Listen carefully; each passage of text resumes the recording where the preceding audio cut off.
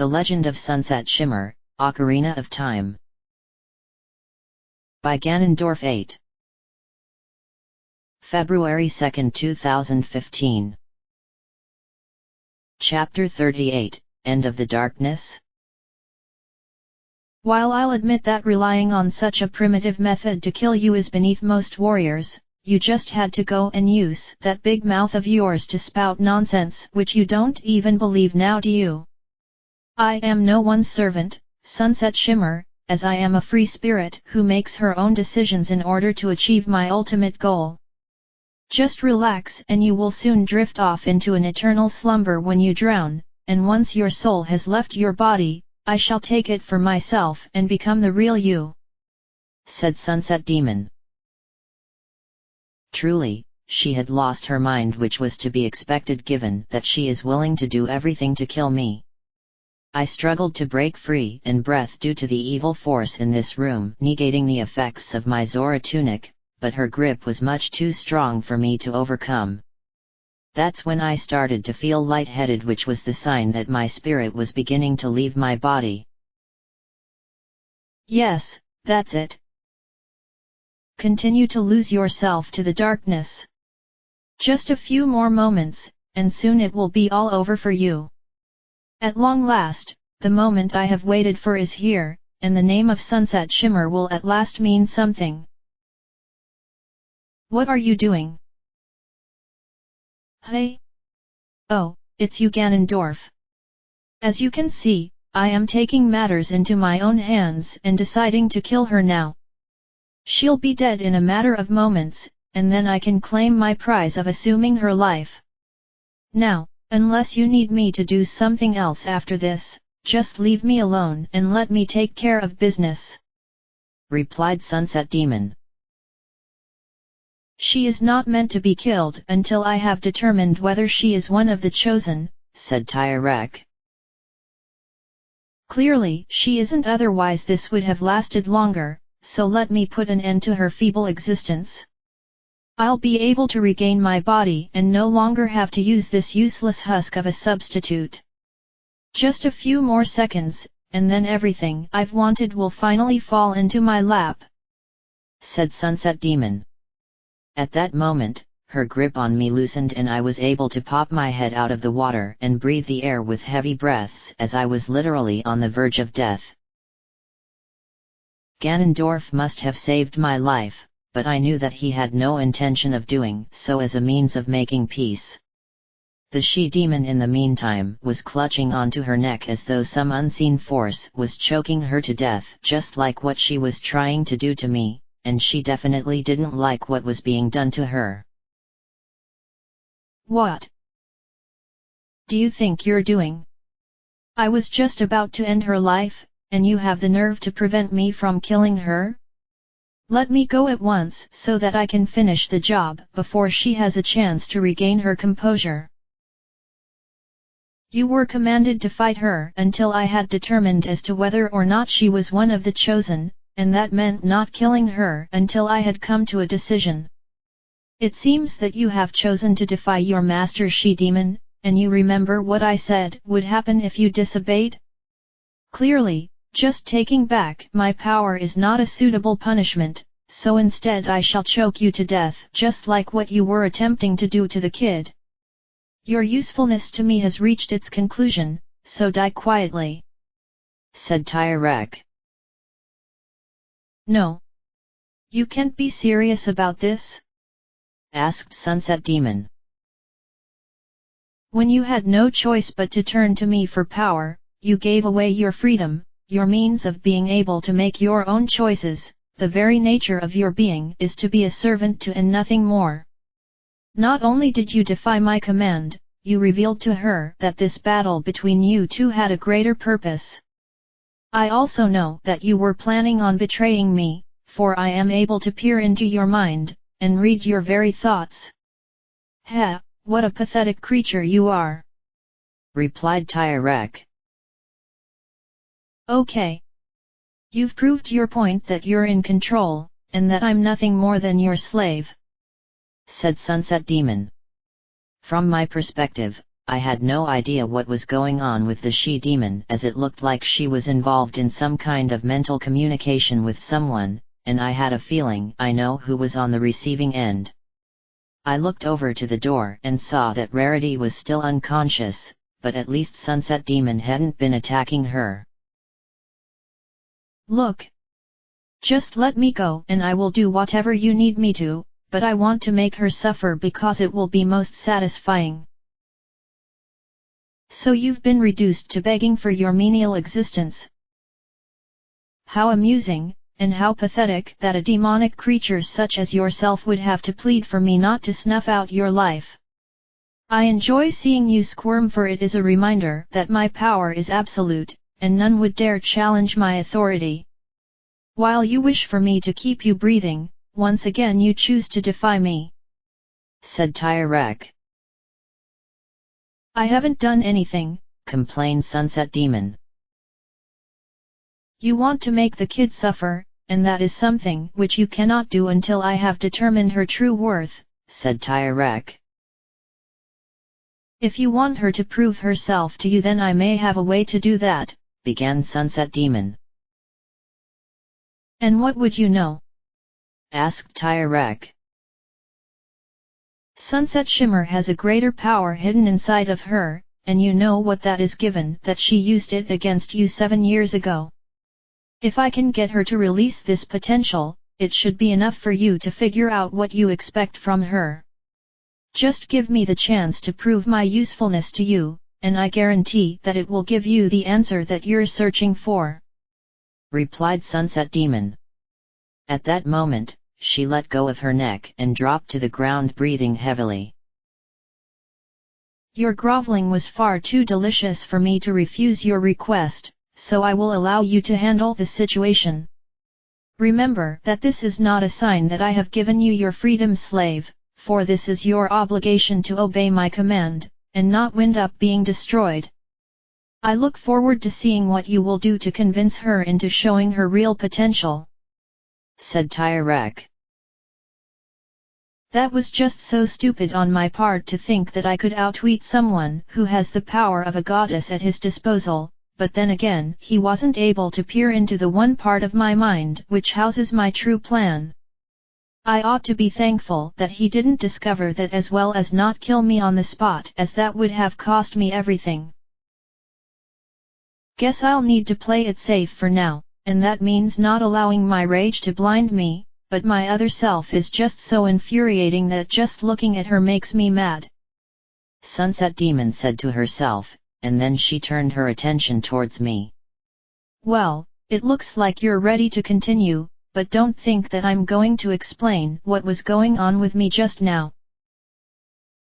"Why would I want you to explain anything?" I asked. "You mean to tell me that you didn't use any kind of magic to read my thoughts?" asked Sunset Demon. "If I were to have done such a thing, all I'd get from it is a reminder of how twisted I used to be before I discovered friendship. What happened just now isn't my concern, but rather my aim is to defeat you and move on with my journey. No offense to you, but you're just an obstacle in my way that happens to be a very emotional problem," I replied. "And this is why you incite me to resort to violent extremes, and also why I can't keep them in check," said Sunset Demon. She then charged at me again, where we ended up in another grapple, and she wasn't determined to drown me in the water again. Also, did I hear her say that she had trouble when it came to her emotions? Despite the fact that we were opposites, we did have some things in common which made sense given that we were the same person. As our struggle continued, neither of us was choosing to back down, which made my dark side feel really frustrated, and she had no idea why I was being so resilient and unwilling to give up. To be honest, I had no idea how I was doing it either, because I was still in control of my feelings. "Why can't I overcome you? Is it because I am now forced to hold back my power? Or, maybe you're stronger than I give you credit it for? What do you say that we take things up a notch?" "What are you talking about?" I asked. Don't play coy with me, Sunset Shimmer, as you can't pretend to be ignorant when I know you so well. Why don't you take out that sword you have, and fight me with it, because it will be very effective against me.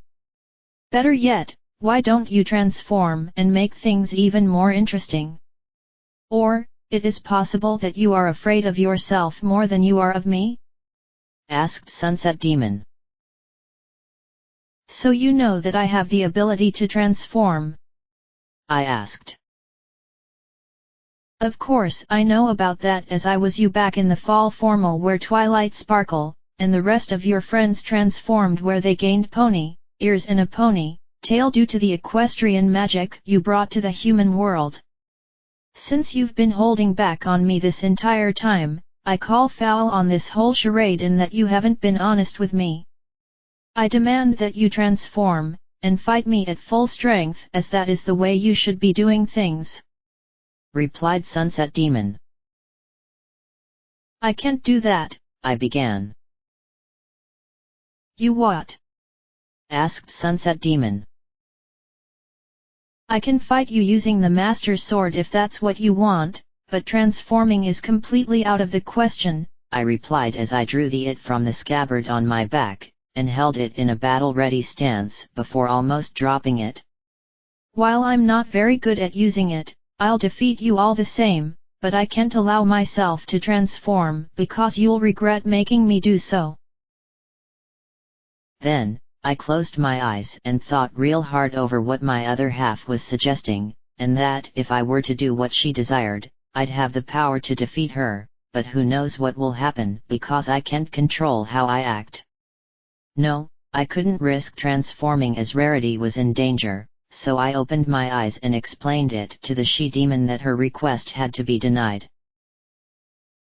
If I were to gain my pony ears and tail, I'd lose control of my emotions, and that would mean I'm capable of anything.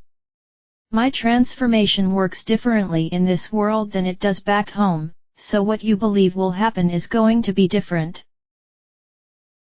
That is some rather tantalizing information you've sputtered forth from your mouth, which is pure bliss to my ears. I guess there was more of me inside of you still than I originally believed, but then I still desire to see you come at me with everything you have. You used that same power against Ganondorf, and I deserve to be given the same treatment because I've been giving it my all," said Sunset Demon. "No, I can't afford to lose control again," I said. "Are you really going to have me resort to drastic measures?" asked Sunset Demon. "Where are you going with this?" I asked. "I'll take that question as being your answer, and I really wish you didn't have to make me rely on something so beneath me. Since you flat out refused my request and transform of your own volition, I have no other choice but to convince you to change, and I know exactly how to bring out your true potential," replied Sunset Demon. She then raised her hand and a wall of flames appeared in front of me to serve as a means of slowing me down, and then she turned around and started to walk towards Rarity, who was still unconscious.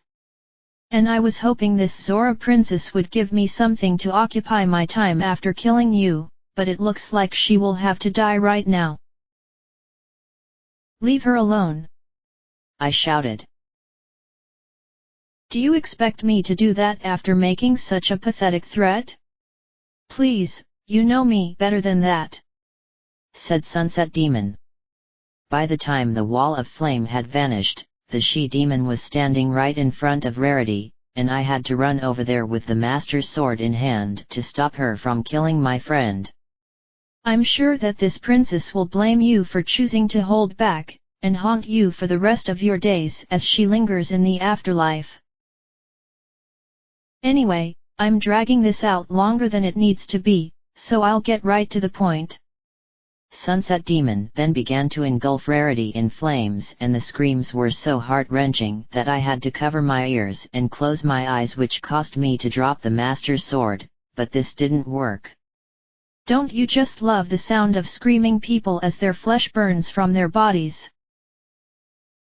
Stop it! I shouted.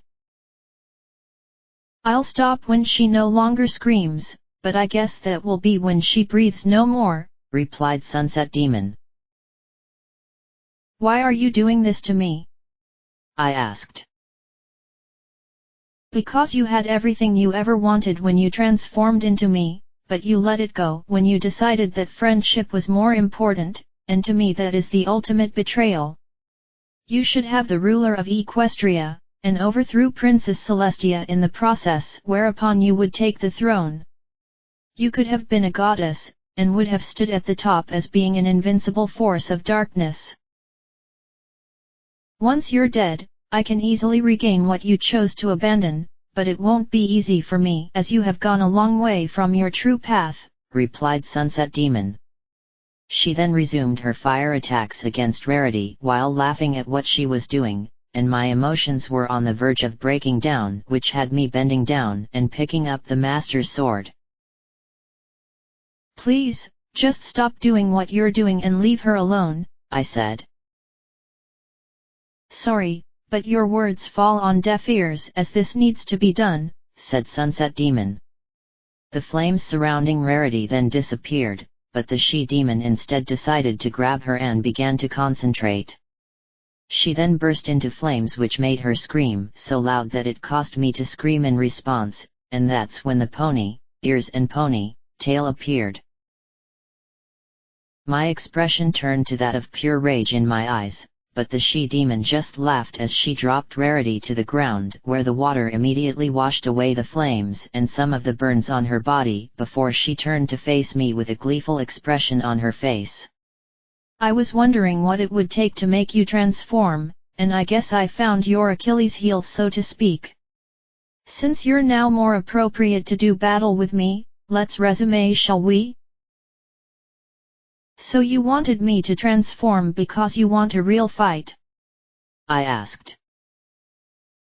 What can I say? Before, you were boring and that made things too easy for me, but now you'll be a delight to fight because we're both giving it our all. I suppose it's fair to give you the first shot as you look like you're just dying to do something, replied Sunset Demon. I know that I will defeat you, Sunset Demon, but I wish that you didn't make me transform because I have no idea as to what I'm going to do to you. Guess the time for talk is now at an end, so prepare yourself, I said. That's when I ran forward towards her with the Master's sword guiding me, and I pierced her with such speed that she had no idea what just happened. With the divine blade protruding through the other side, Sunset Demon struggled trying to pull it out and make some kind of counterattack, but I lifted her up and tossed her all the way over to where the island was, where she crashed into it. As she stood up, she looked down at the gaping hole in her chest, which she clutched due to the wound gushing out blood. Yes, I remember this power 7 years ago, and it has become much stronger than before. I told you that I would get her to transform and unleash her true power, Ganondorf, so now you should be able to determine whether she is worthy enough for you, and if I can finally kill her and assume her life, said Sunset Demon. How do you intend on ending her existence when your own is on the verge of collapse? That wound you have received was quite devastating, for you continue to hold on to your chest where it continues to bleed. If anything, I believe that your intention on forcing her hand to appease me has worked against you. You most likely have a couple of minutes left as it is before you perish, and your dreams of claiming her life are snuffed out before they can even be realized, said Tyrek. About what you discovered? Asked Sunset Demon. The kid is indeed one of the chosen, which means she is more useful to me than originally suspected, so I am afraid that you will not be allowed to kill her, for she must remain alive long enough until I have what I need. Oh, I know that she is oblivious as to what will happen to her, but for now she will continue to exist as though nothing had changed. As for you, well, it appears that your usefulness to me has truly reached its end. My power still flows through you, so if you were thinking of betraying me at the last possible moment, then you are truly idiotic. No matter what the outcome was to be, you would end up being destroyed either by my hand, or by hers," replied Tyrek. "So you set me up from the beginning?" asked Sunset Demon. "You made for such an ideal pawn that you were willing to do anything to get what you wanted. Now that you have played your part, I no longer have any need of you, so I shall take back that which I gave to you," replied Tyrek. "I should have known you were using me," said Sunset Demon. "All beings in Hyrule exist only to serve my will, and are nothing more than expendable pieces of fodder. Now then, I do believe that this is the last I shall be seeing of you, wretch, so while my power quickly drains from your body, I do have one final task for you to complete, and that is to die a quick and painless death," said Tyrek.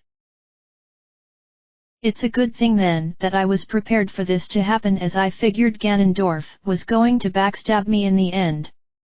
The magic that I was able to claim from the element of magic when I wore it for those brief minutes will ensure me that everything will work out in the end for me," Sunset Demon said to herself.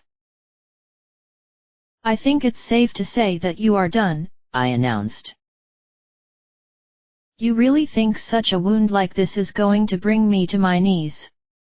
asked Sunset Demon. She then struggled to get back onto her feet, and when she was standing upright, she dropped onto one knee before writhing in pain. "Okay, this wound is a lot more serious than I was giving it credit for, but I still believe that I will kill you and take your life as my own." She then looked up and discovered that I had the tip of the Master's sword on her throat, and she could feel the divine blade's sharp tip up against her neck. She saw that my expression was one of anger, but then it changed to one of sadness and sympathy. "Why the sudden change in expression? Don't tell me that you've gotten soft, and now refuse to finish the job which you can easily do by pushing that sword of yours forward a little bit. Are you really that pathetic when it comes to wanting your revenge?"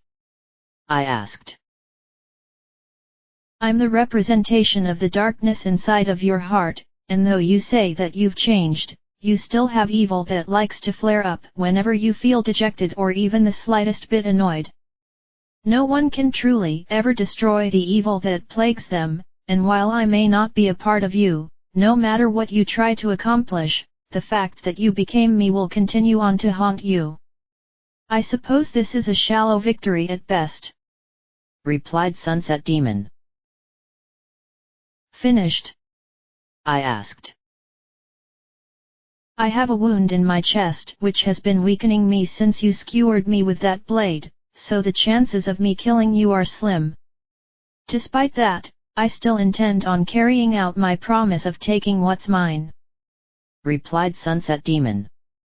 She quickly raised her arm to knock the Master's sword away from her throat, and just as she was about to use another attack, I managed to regain control and swung the sword where it went through the wound in her chest again, which was enough to defeat her.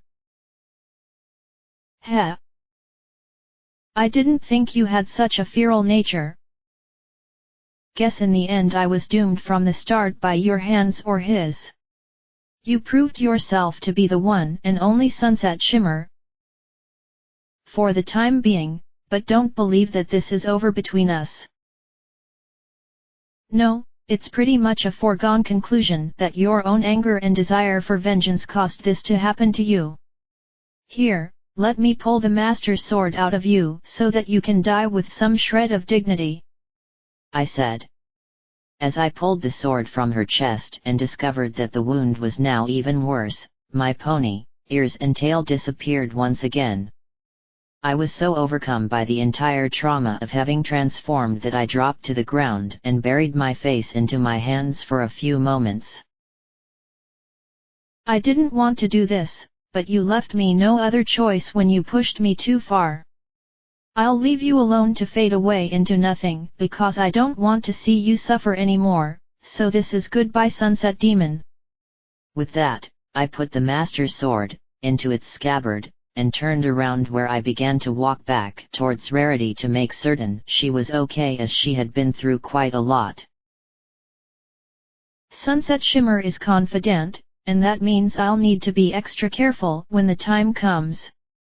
Hopefully, this plan is going to be a success, otherwise this will be my end. If the element of magic does what I suspect it's capable of in a world different from Equestria.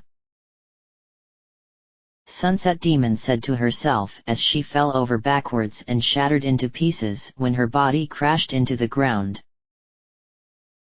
Those pieces then burned away to nothing and she was finally gone. I had finally conquered the darkness which had been making me fearful all this time, so now I could focus on what was important. Are you all right?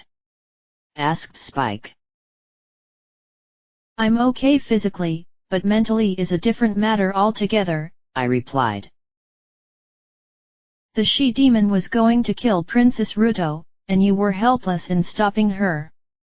You made the right choice in transforming, but I know you didn't want to resort to that form again because of what it can make you do. If it's any consolation, this time you did manage to have some control as you were holding back, otherwise she would have been killed mere minutes after you transformed, said Spike. Perhaps, but the fact of the matter is that I was forced to rely on my true equestrian power to finish things, I said. That's because you changed as a result of allowing your fear and helplessness assume control, which has been the case with the previous two incidents.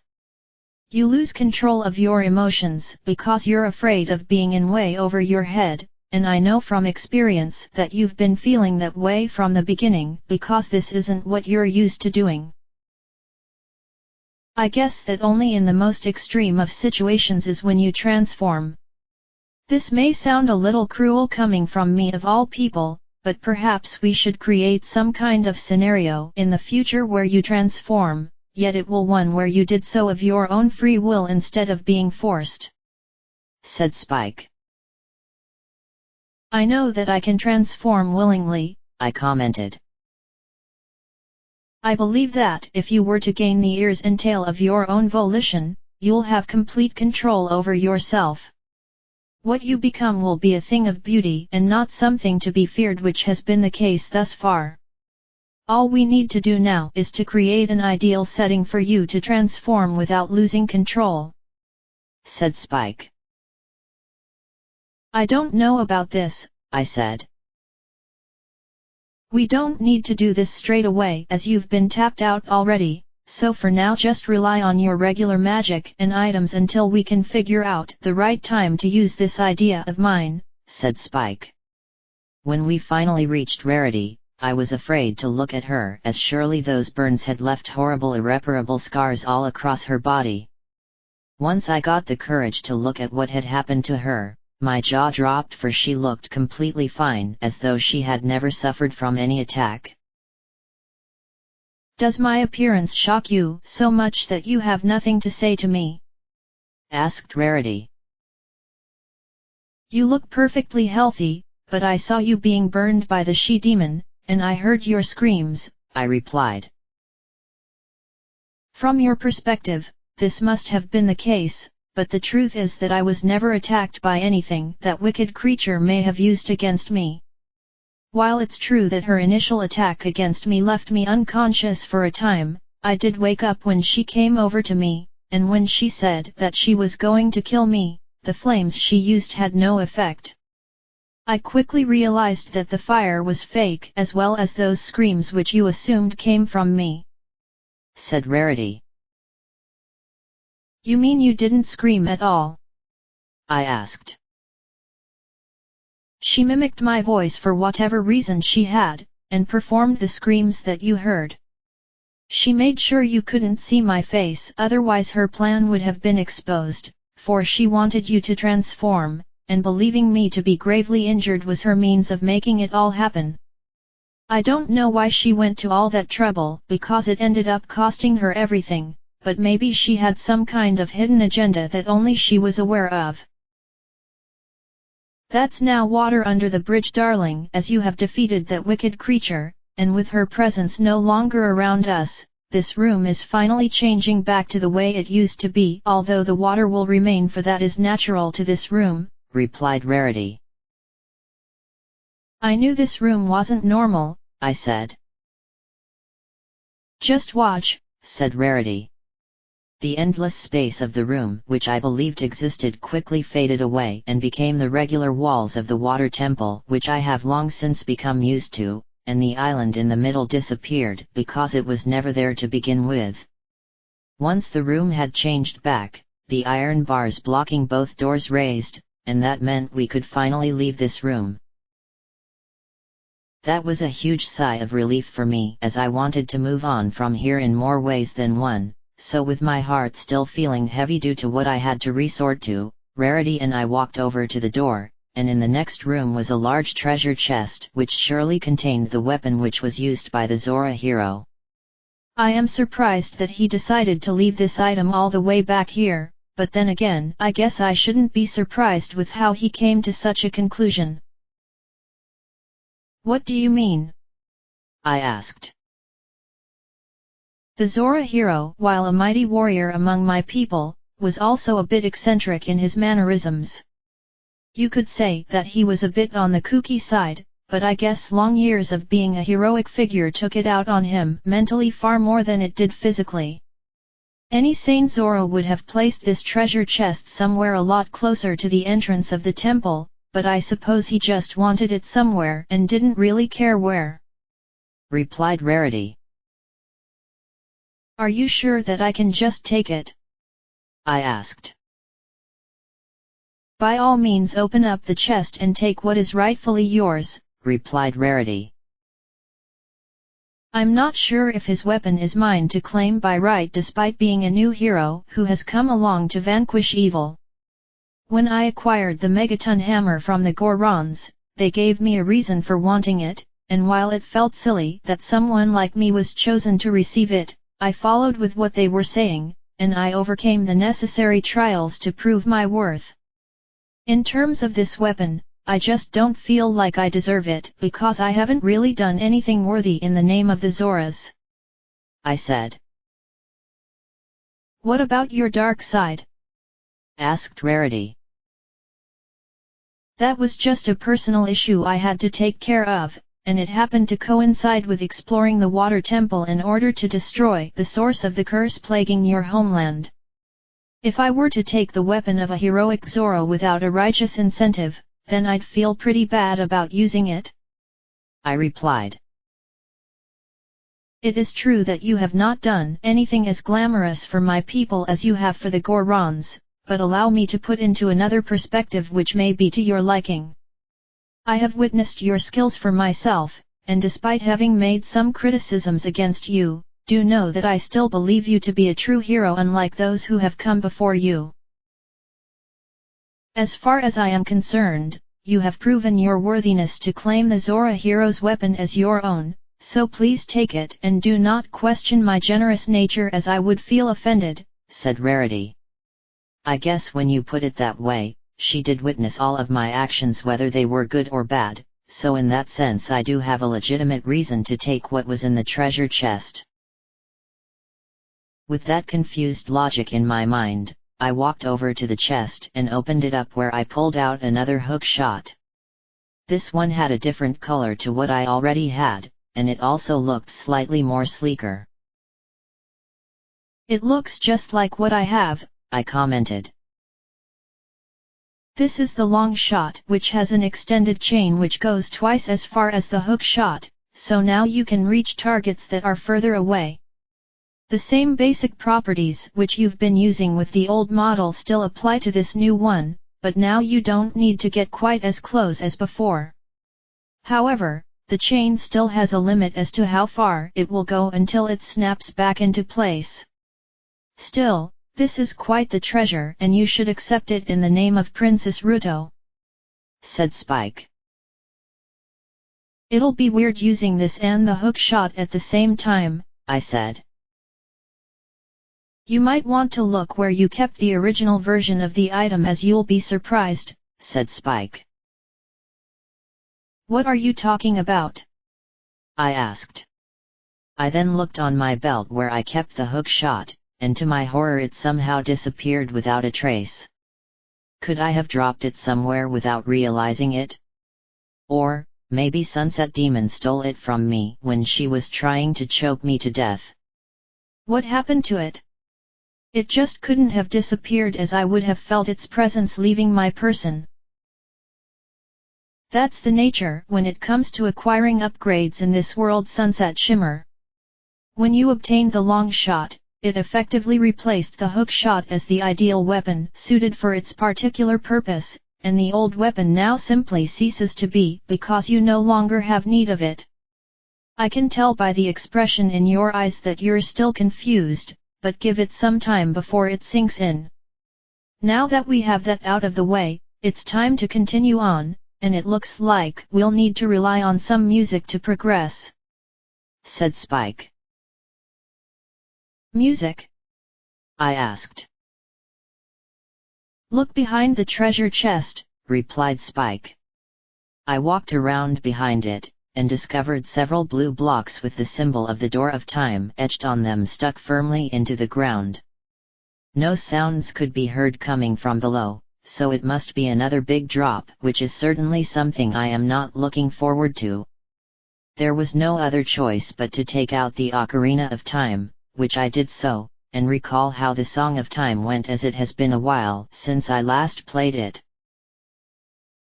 After spending a few moments remembering how the song went, I played it and the blue blocks disappeared, revealing a hole. Rarity immediately went down first and beckoned me to follow her, so I did with some slight hesitation and fell down until I landed on a walkway with more fast-flowing water to greet us. "Be careful, Sunset Shimmer. There are powerful vortexes in this body of water, and they can easily pull you in if you're not careful. You can use the iron boots to walk along the bottom, as they are heavy enough to prevent the current from affecting you, but they won't be able to save you against the vortexes. According to the map, going along this path will take us back into the other room where there was a strong current," I said. "Do you think it's a coincidence that the two rooms are connected?" asked Spike. "Maybe, or it could be this is the way the temple was designed so as to allow easy access without having to backtrack," I replied. "Backtracking is going to be what we're doing from this point onward now that you have the long shot. Plates which were too far away for you to latch onto them are now easily accessible, so I think we should go back to the first location where the water level can be changed, and drain everything to see what new things can be done," said Spike. "There was one passageway on the third floor which we didn't check out, so maybe we can look there first before we change the water level," I suggested. "Why don't we focus on getting through this room first, and then make our way back to the central chamber before doing anything else? Thinking too far ahead will only cause us to fail at clearing this room successfully.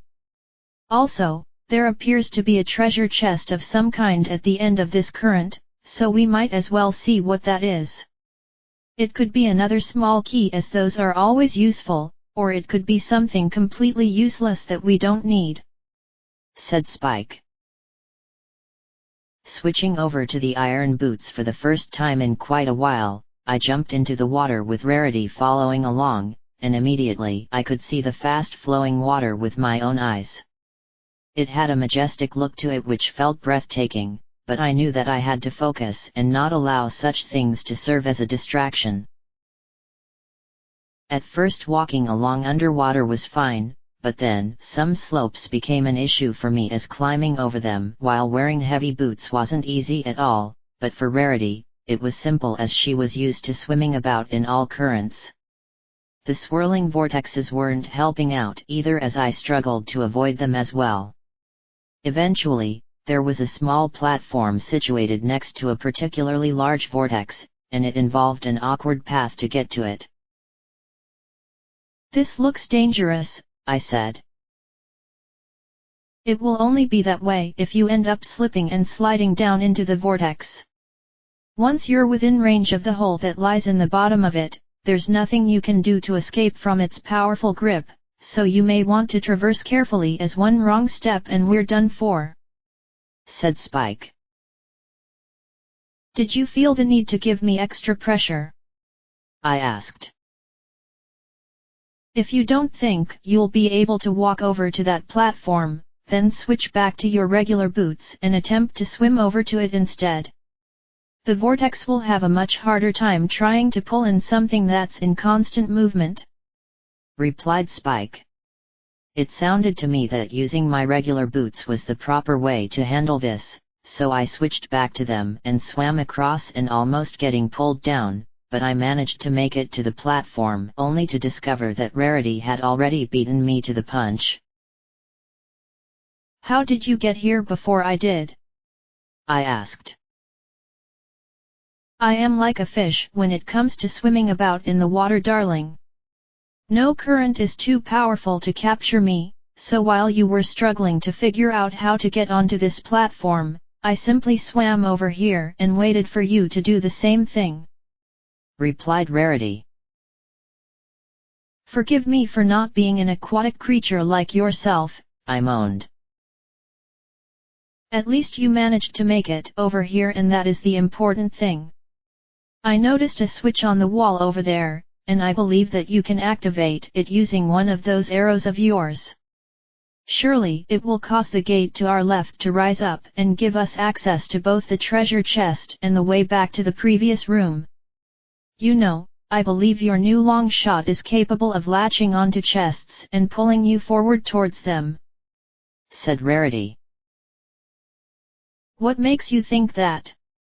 I asked. "I do seem to remember something that the Zora hero mentioned before he sealed away his weapon, and it was that it could be latched onto wood along with other kinds of materials that exist out there. The way that I described what I remember makes the long shot quite the versatile weapon in its own right," replied Rarity. I couldn't argue with that kind of logic, so taking out the fairy bow for a moment and aiming for the switch, I fired an arrow which missed the target, and honestly I knew that was going to happen because I just can't seem to get a break. The second arrow I fired hit the switch which opened the gate, and this was followed by the usual ticking sound, meaning that I had to work fast. In a quick fashion, I put the bow away and took out the long shot and aimed for the treasure chest. Upon connection, I got pulled over and opened it up, which contained another small key, and the gate refused to fall back down, which was confusing at first. It took me a moment to figure out that the gate wasn't going to fall back down because opening the chest prevents it, and to me that is without a doubt one of the most contrived things I've experienced in this world. "It's okay, Princess Ruto. All that was inside of the chest was another small key, so now comes the question of where it's supposed to go. Oh, and the gate isn't going to be closing anytime soon due to opening the chest, so you can easily swim across and together we can make our way back to the central chamber," I said. "Just give me a moment to come on over," began Rarity as she was suddenly cut off when the room began to rumble as though an earthquake was occurring. The vibrations continued to get worse until a large watery tentacle came out of the large vortex to my left, and it instantly grabbed Rarity and began to squeeze her pretty tightly, which caused her to scream a little. "Gah! This must be a part of the curse which plagues this temple, as I can sense that this water is corrupted with evil, and because of the progress we have made Sunset Shimmer, it has decided to take matters into its own hands by abducting me." She struggled to break free from the watery tentacle, but it was to no avail as the corrupted water was too strong for her. "Darling, you must finish what we started and destroy the curse of the temple in order to free my people, and restore both Lake Hylia and Zora's domain. There is no need to worry about me, as I will find a way to get out of this somehow. You know what you need to do, and you have the power to do so via the treasure of the Zora hero." Rarity was cut off again as the watery tentacle covered her head in order to silence her, and then it dragged her down into the vortex, leaving me and Spike on our own. While he was flying about like crazy in utter shock, I knew that this was going to happen, as I sensed she was going to end up getting kidnapped in some fashion. "Come on, Spike. There's nothing more we can do here," I said. "But what about Princess Ruto?" asked Spike. "If you believe her to be dead, then you would be wrong, as I can still sense her presence, even though just barely. Whatever that thing was, it clearly wanted her out of the way because of being more of a threat than I am, so now we need to obtain the boss key and confront the source of the curse and destroy it. On another note, now we have some kind of idea as to what we're up against," I replied. "The curse is some kind of water monster which we originally suspected, but we still don't have a full confirmation despite seeing it abduct the princess. What she said about the long shot is correct, as there are some places that you couldn't reach with the hook shot, but now you can, thanks to the extended chain giving you an even better reach. We should go back to that one passage we didn't take on the 3rd floor like you suggested, for it could be something we need to check out before draining the water level back down before raising it again," said Spike. "We will rescue her," I said. "I know we will, because that's what we heroic types do," said Spike. Walking along at first felt really rough without Rarity, but I knew that there was nothing we could have done for her, and getting enraged over her abduction wouldn't have done anything either, so we made our way back to the room, which also had a current via the entrance at the top. To me, we were beginning to come full circle on a lot of things, yet there were some rooms which we haven't explored. Even though this was the second time coming through here, I had to rely on the map to figure out how to get back to the central chamber. Already not having Rarity around was beginning to make itself felt, but I had to keep going for her sake as well as that of her people. A few minutes later and we managed to arrive back at the chamber, but the Spike enemies were in the way, so I took out the Hylian shield for some added protection.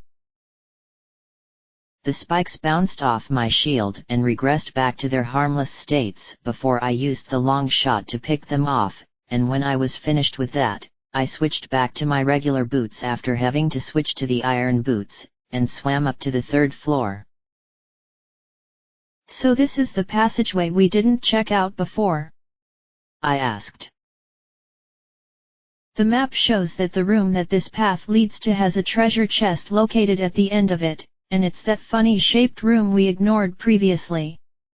Considering how the chest is hidden way off the beaten path as it were, I suspect that it must contain a small key, otherwise what other purpose would there be for it?" "None by my reckoning," replied Spike. "If that's true, we should pick it up as soon as possible," I said. It only took me a few steps before coming to a stop due to there being a sealed panel on the ground, and the small crack in it was a clear sign that it needed to be blown up. "You know, I don't think whoever put this thing here was trying all that much, seeing how pathetic this looks, but it isn't something that will get in our way." Taking the bomb bag from around my belt and pulling out a bomb, I stepped back a few paces and tossed it, as I didn't want to end up getting attacked by anything that might pop up. Once the panel was blown to pieces, it revealed a hole filled with water, and I knew that meant this room was going to be one of those where the iron boots were going to get some heavy use. "Guess we're going to take another swim, but after what we witnessed happen to Princess Ruto, is it even safe to make a dive?" "We have to if we want to confirm that chest having a key," replied Spike. "Sigh. Let's get this over with," I sighed as I switched to the iron boots and dropped down into the hole. Walking forward down this next passageway, I soon came upon a block which looked like it was a part of the wall, but when I attempted to pull it, due to it being a sort of second nature thing for me to do, I was able to pull it back quite a ways before it came to a stop a short while later. "Why won't this thing allow me to pull it anymore?" My guess is that the ceiling where you're standing is too low for the block to be able to pass through, so for now it's pretty much stuck where it is. If we can get around onto the other side and perhaps push it along, it may give us access to the treasure chest which it was originally blocking access to. In order to do that though, we would need to not have any water in this area, which means we have to drain it all the way down followed by raising it halfway up," replied Spike. "How do you figure that?" I asked. "If the way around to the other side of the block is what I think it is based on what I remember seeing back in the central chamber, the water has to be drained because it will involve using an item that isn't the long shot. As I mentioned before, you can't use any other item or weapon while traveling about underwater except for the long shot and the Hylian shield," replied Spike. "No wonder this place is so frustrating as there are so many things we have to do," I sighed. "We did establish that this temple was going to be a difficult one based on what the dungeon map revealed," said Spike.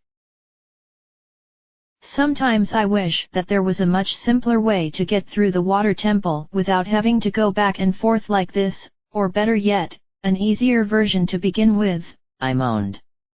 There was no doubt in my mind that this dungeon was really starting to get on my nerves, because now I had to make my way back to more previous rooms just to be able to progress to some new areas.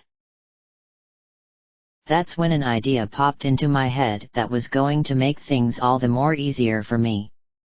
After switching back to my regular boots and swimming back up to the surface for what felt like the umpteenth time, I walked back into the central room before taking out the gem containing the power known as Farore's Wind, and holding it firmly in my hand. "What are you doing?" asked Spike. "Something I should have done back when we first entered the temple," I replied. "Now you're starting to see how useful Farore's Wind can be despite the heavy restriction it has. Remember that the warp point will appear above the last entrance you used, so if you cast the spell right now, this will be the location of the warp point, which may or may not be where you want it to go. As far as I can tell, you can't change the location once the warp has appeared unless you dispel it, and cast it in another location after leaving and re-entering the central chamber," said Spike. "Do you think this would be a good place to create the warp?" I asked. "It is at the top of the temple in terms of the levels, and we are close to where the source of the curse is located. I'd say that this would be an ideal location, so go ahead and cast the spell," replied Spike. "Wait. We're close to the curse?" I asked. "You really do need to look at the dungeon map more often, then you wouldn't need to ask such a question," replied Spike. He then told me to take out the map, and look at the third floor, which was where we were. Sure enough, there was a skull icon at the end of the room that was to the north of the central chamber, and it was located on the platform I couldn't reach back when I had the hook shot. "Whenever you pick up a compass, not only does it reveal the locations of any unopened treasure chests, it also shows you the location of the dungeon boss. In this case, it would be the watery creature that abducted Princess Ruto. I know that I remember telling you about the skull icon on the map, but if I didn't then I'm telling you now so that you don't forget it later. Then it's a good thing that the warp point will be created here, as it means being able to skip a lot when it comes to backtracking so as to save us some time," I said. "So long as you have enough magic," added Spike.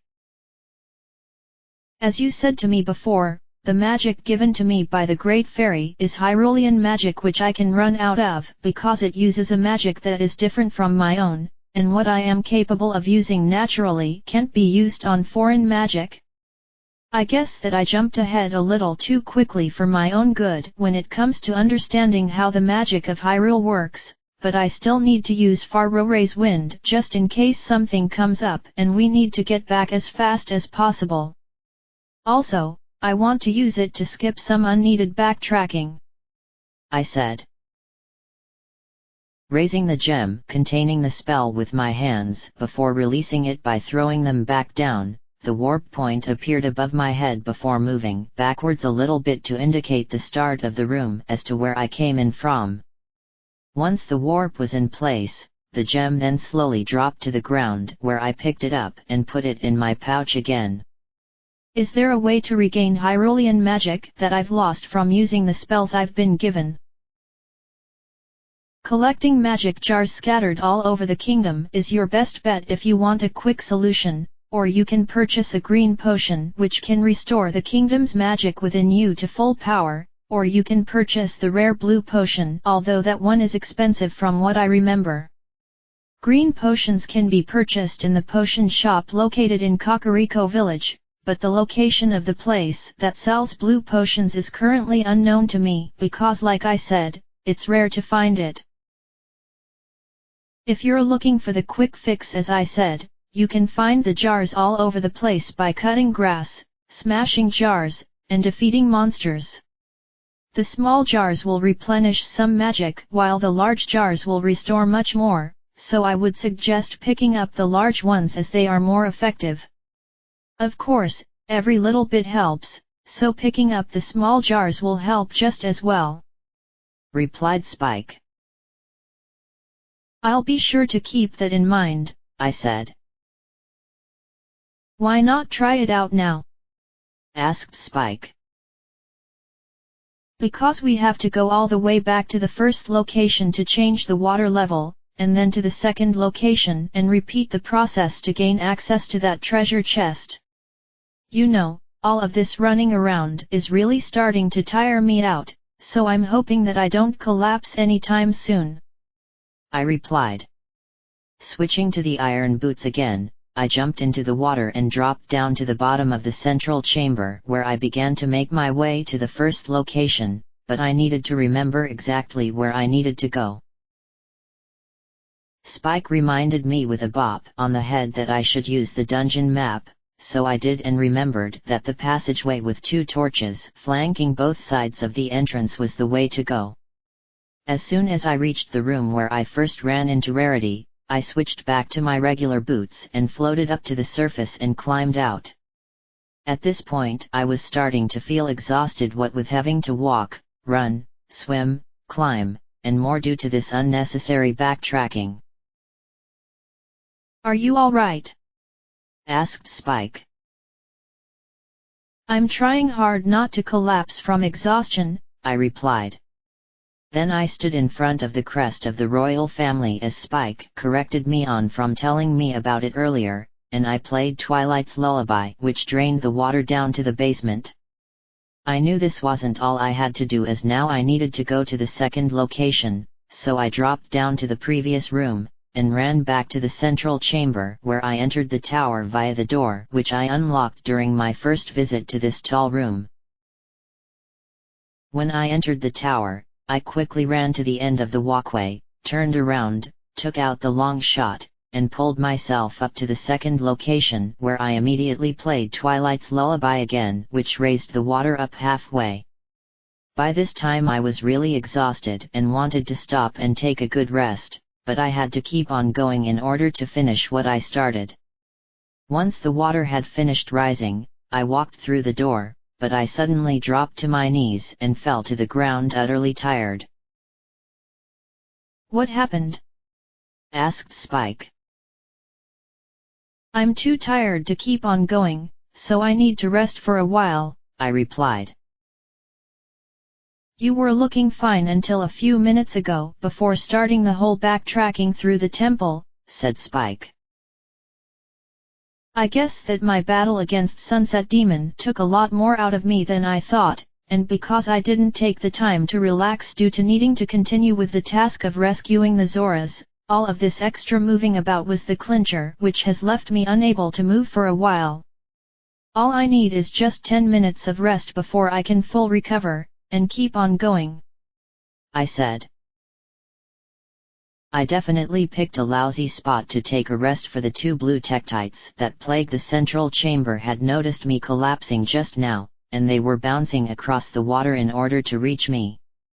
I'd say that they will be on top of me in about 2 minutes, which is long before I'll be able to move again, so it looks like I'm going to end up being at their mercy. To be continued. Chapter 39, Cursed Water.